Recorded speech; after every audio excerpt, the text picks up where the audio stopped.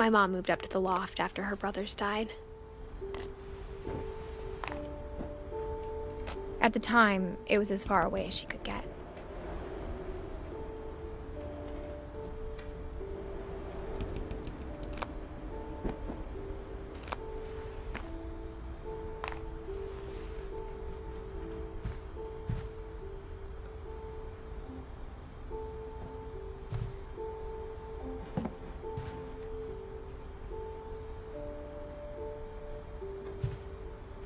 She spent a summer building houses in Calcutta, where she met my dad, Sanjay.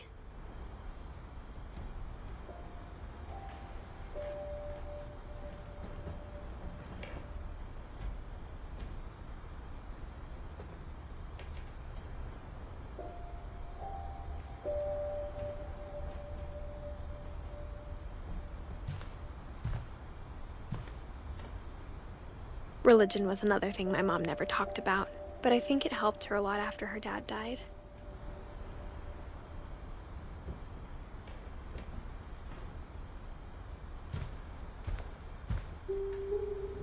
My mom moved to India a week after graduation and got a job teaching English. Louis was born a year later.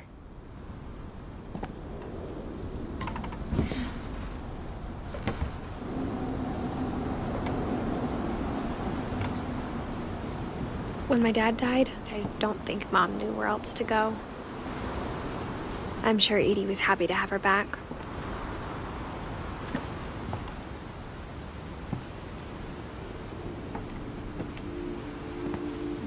The house had to get a little bigger, but Edie was used to that.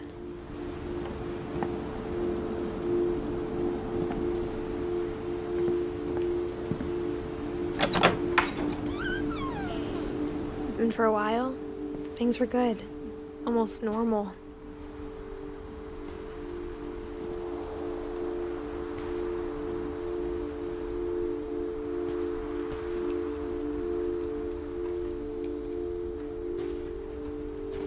But it didn't last. The beginning of the end was Milton's 10th birthday, when Edie gave him a castle.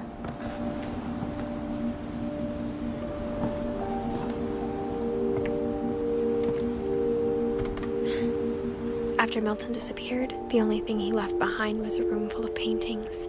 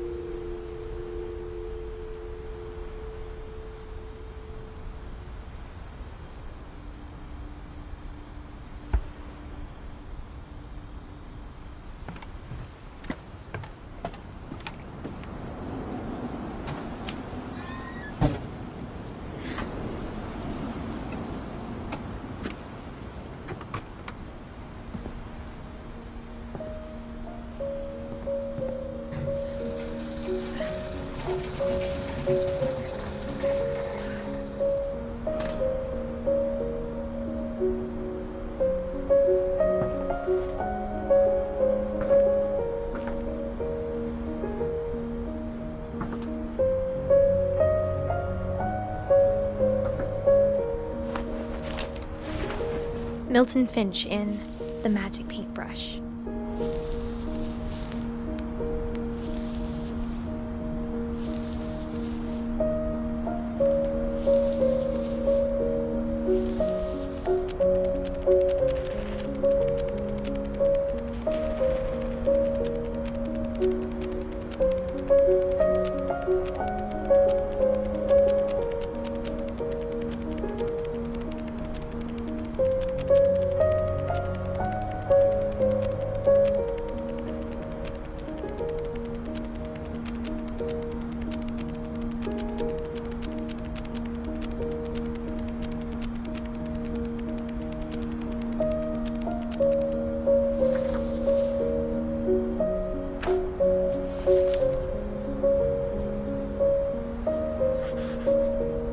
I was 4 when Milton disappeared.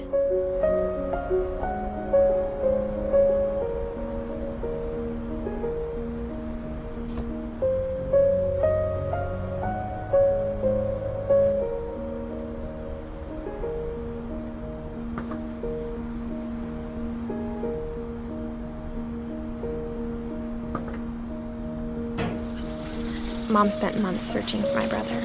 Then she sealed the doors.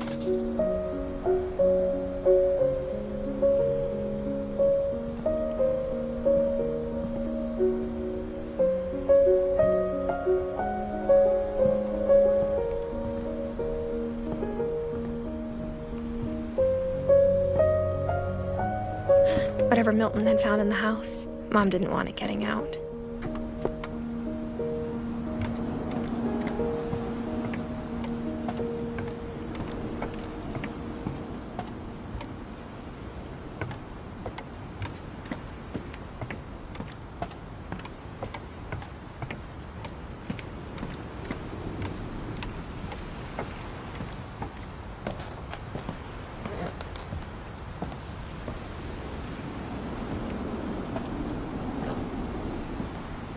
Mom definitely blamed Edie, but I think Lewis blamed himself.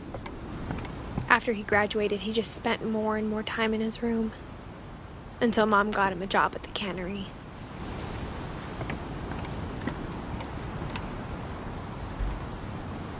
Everyone always told me to stay out of Lewis's room, except Lewis.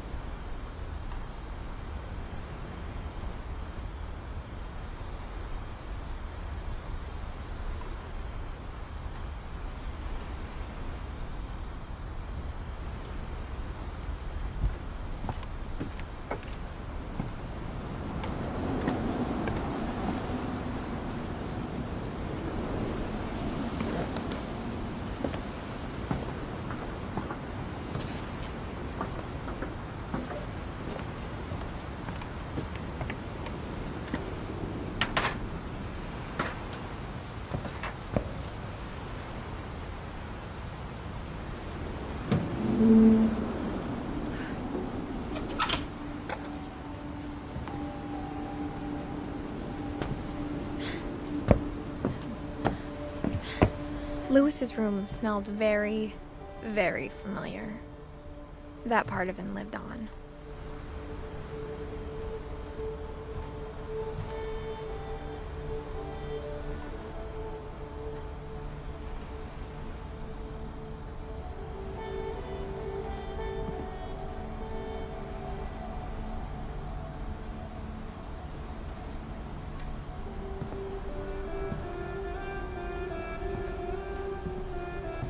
Lewis and I spent a lot of time playing games together, but he was surprisingly bad at them. He died a lot.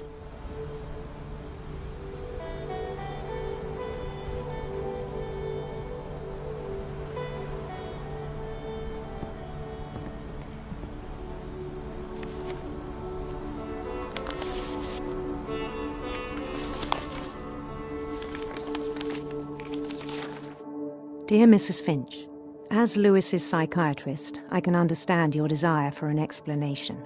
As I see it, the trouble began in January, shortly after we convinced your son to seek treatment for substance abuse. Newly sober, I believe Lewis first noticed the monotony of his daily life.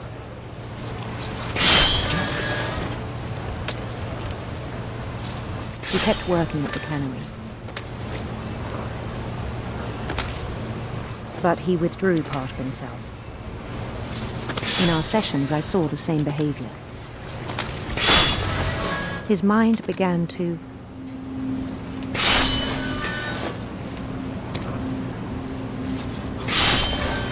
wander.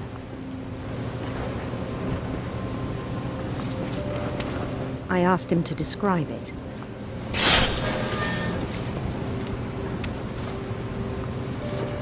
He said he started small.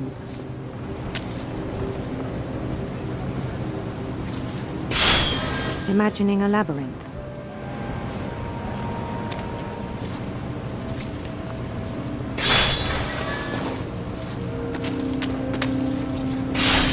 He'd feel his way about. Then something moved. Bats. And toads.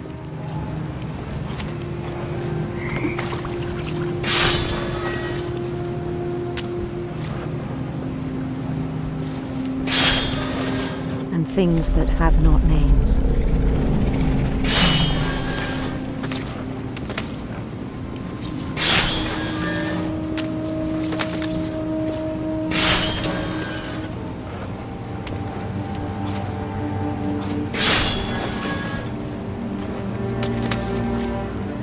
He knew it was all in his head.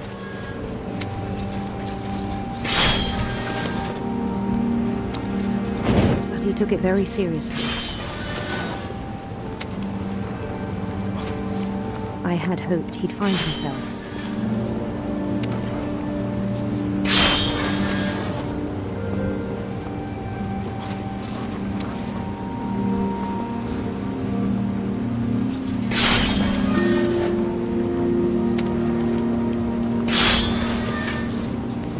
But he found something more.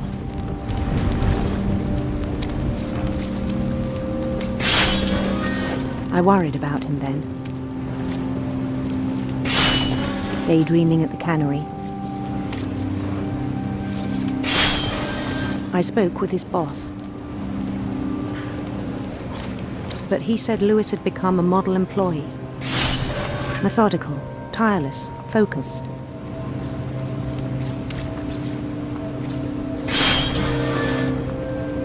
Like a whole new Lewis. So I let him go on.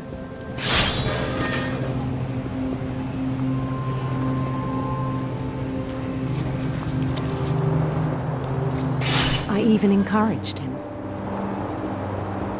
It seemed very promising at first. He told me he'd made a new friend.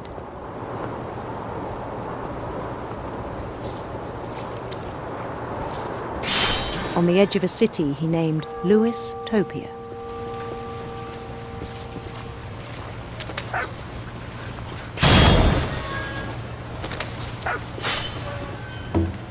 He built the city up slowly, brick by brick.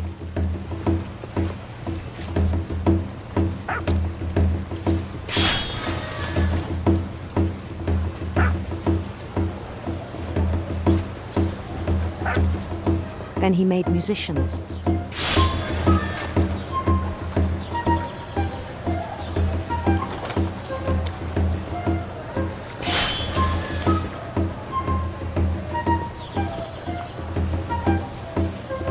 And songs for them to play. He talked about starting a band.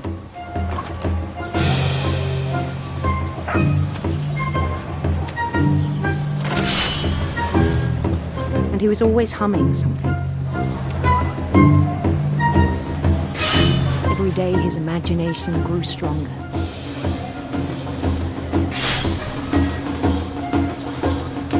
He no longer spoke at the cannery. But his chopping was as reliable as ever.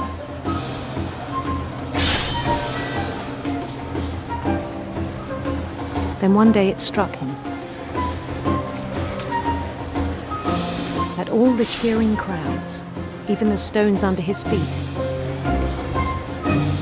were all in his imagination, so he could do whatever he wished.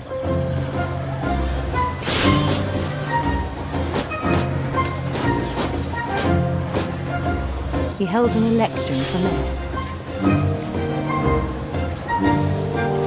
And he won.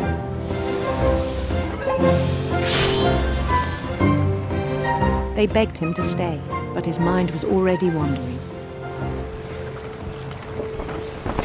It became a game for him.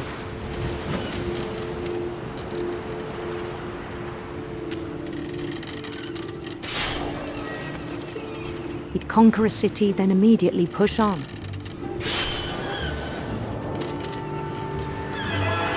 New Louisville.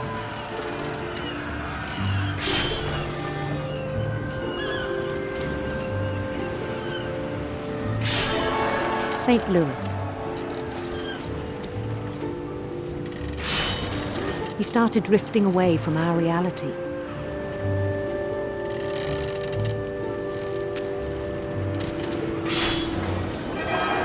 Minneapolis. Until one day he forgot to go home from the cannery. Even as his mother pleaded with him, part of Lewis kept sailing on.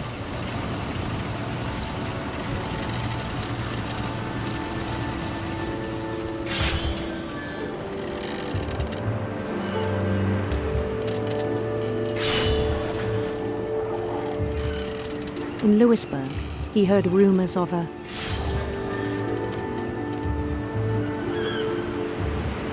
handsome queen.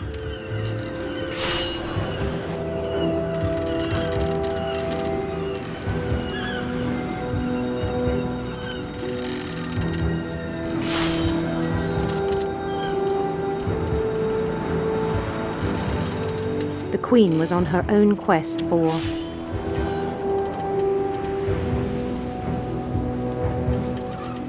sinister serpents.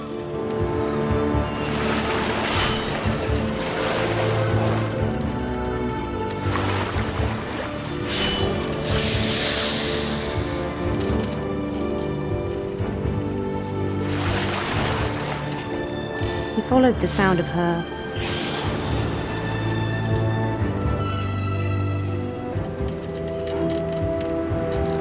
electric sitar.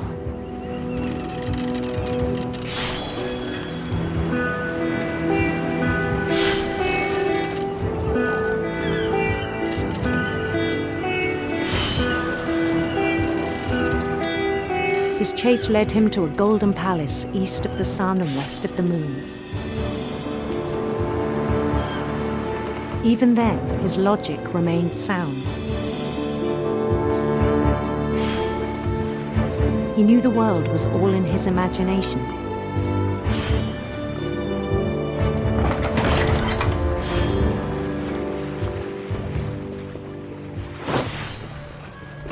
But he was so proud of having created it. In his own eyes, he'd become something greater than a king.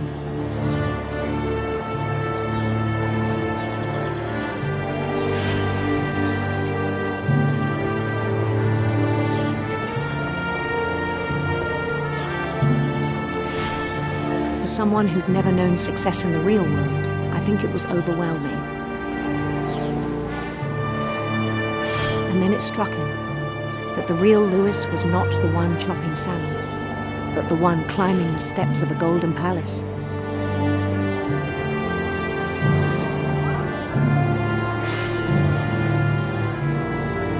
My imagination is as real as my body, he told me.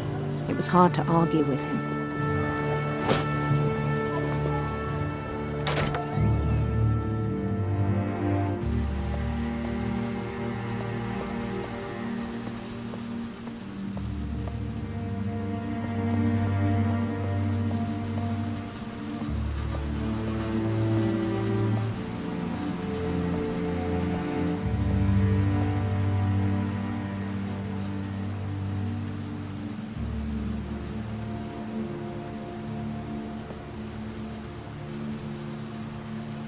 Began to forget the world we know.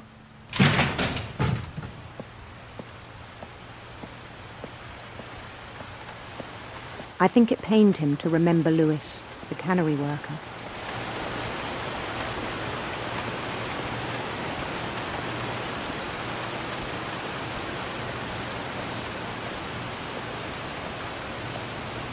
He began to despise the man with a royal contempt.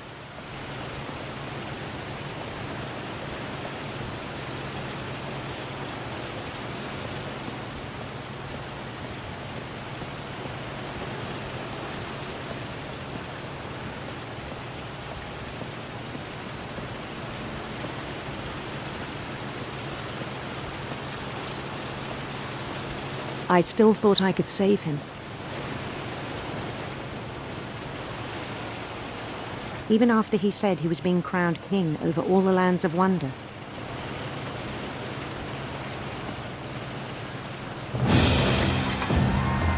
The palace would be packed with his companions.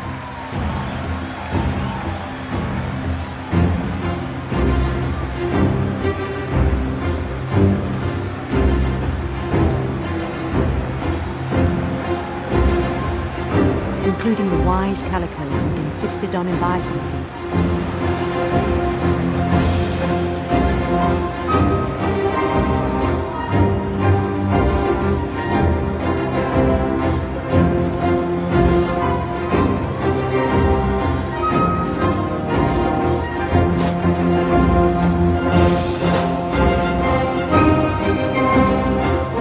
His queen waited, holding his crown.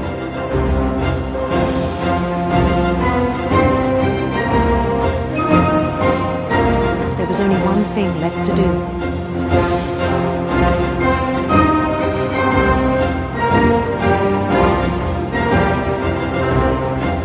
Bend down his head.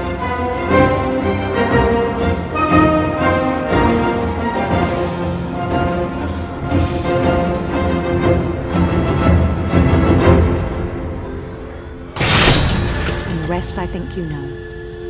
Mrs. Finch, your son was a kind man who will be missed by all of us who knew him.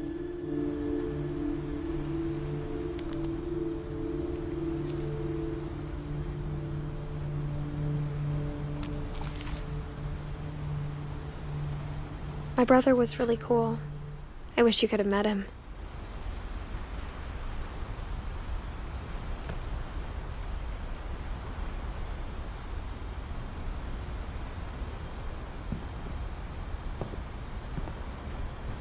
He was so proud of being Indian. I think for him, it was a way to be something other than just a Finch.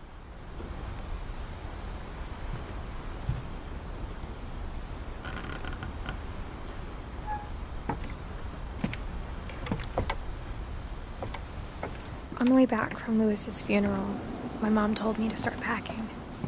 She waited until the day before we left to tell Edie.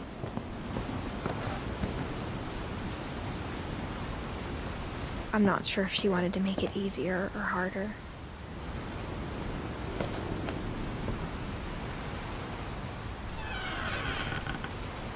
I wish we'd stayed.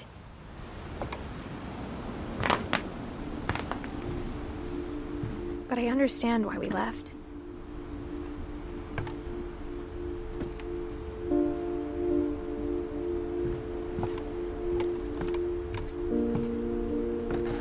My mom ended up leaving everything behind. What happened that night had been coming for a long time. Maybe it should have come sooner.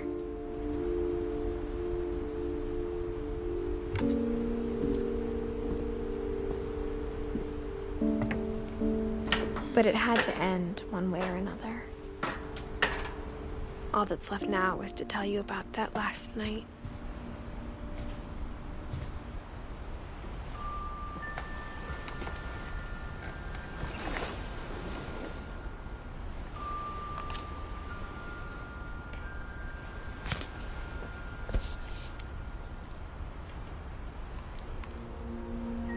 That whole last day, Edie just watched us pack and didn't say a word. Until supper, when she raised her glass and said, "To our final night together, and all our final nights apart." Grandma, you know what I said about alcohol. Some of your medications are very Edith, specific. I left a present for you in the hallway. Why don't you go open it? The grown-ups have to argue now. I'm sorry, you're right. We're all leaving tomorrow. Let's just enjoy our last... I'm not leaving. Edith, you're excused.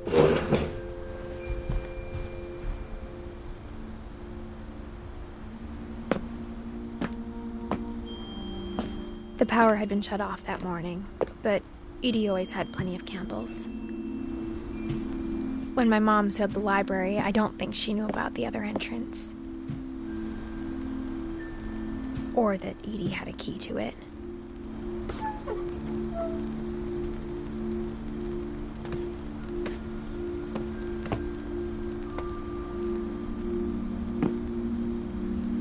That thing you're afraid of isn't going to end when you leave the house.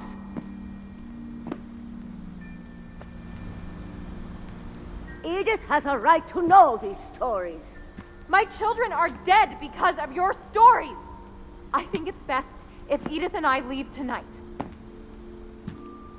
We'll have the nursing home send a van for you in the morning. Okay?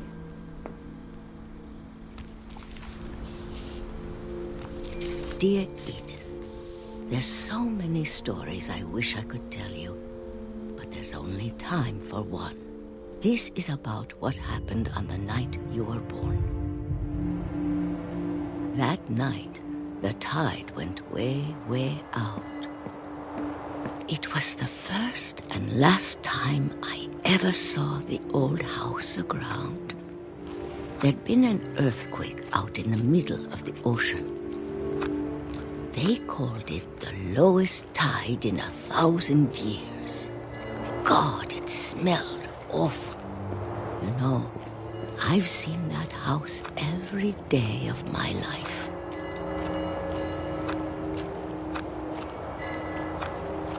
But I never thought I'd go back to it. When the fog rolled in, I lost my way.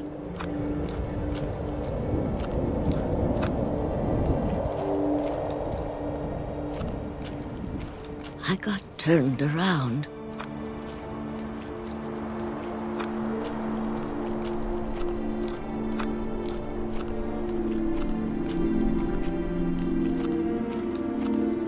I started seeing things.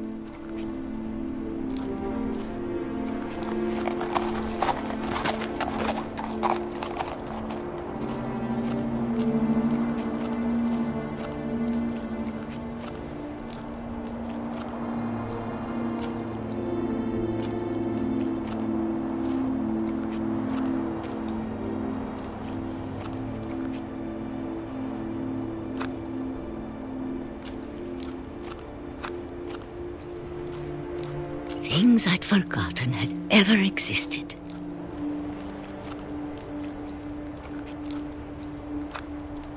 But when I saw them, they felt like old friends. That night, a lot of things came back to me. Or maybe I came back to them.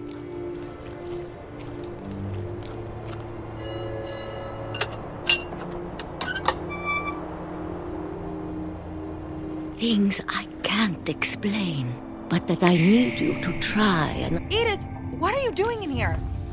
It's mine. Edith! Mom, you're gonna rip it! Let go! I kicked and screamed, but Mom dragged me to the car.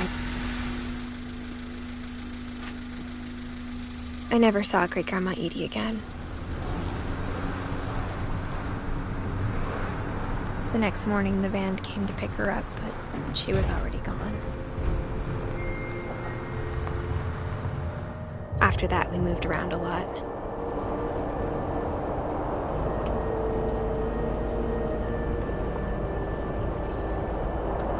We both tried to make the best of it.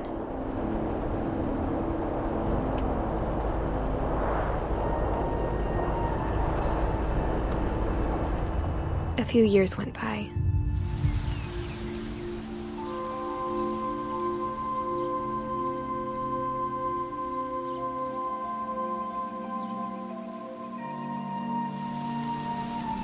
My mom didn't like to talk about it, but she started getting sick a lot. The rest happened pretty quickly. She got better for a while, and then she didn't.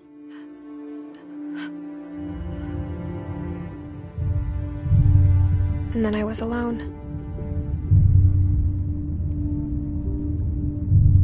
The last Finch left alive.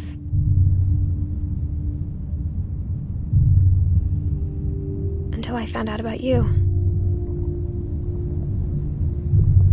I'm still not sure what to tell you about all this.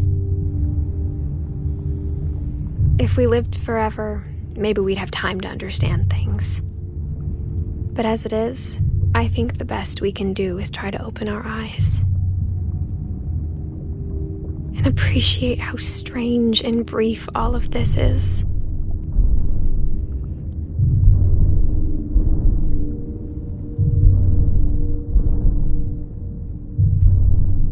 This journal was supposed to be for you.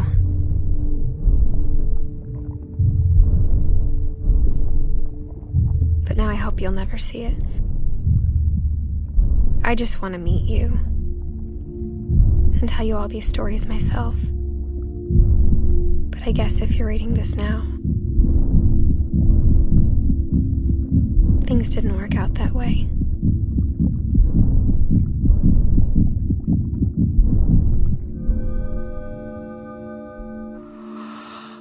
This is where your story begins.